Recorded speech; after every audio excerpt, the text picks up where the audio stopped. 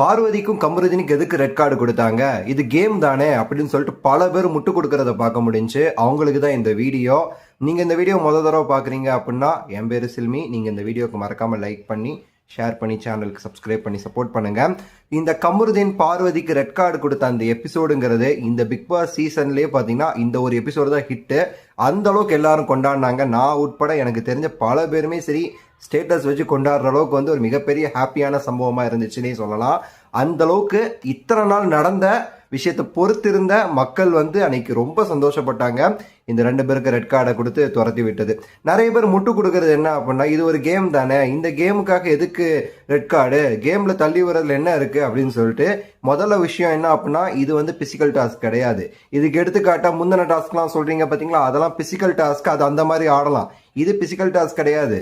இதுல தேவையில்லாத ஒரு வெஞ்சன்ஸ்க்காக அவங்கள தள்ளி விட்டு ஹர்ட் பண்ணி இதெல்லாம் பண்ணதுக்கு ரெட் கார்டுங்கிறது தரமான சம்பவம் தான், சரியான சம்பவம் தான், கரெக்டான விஷயம்.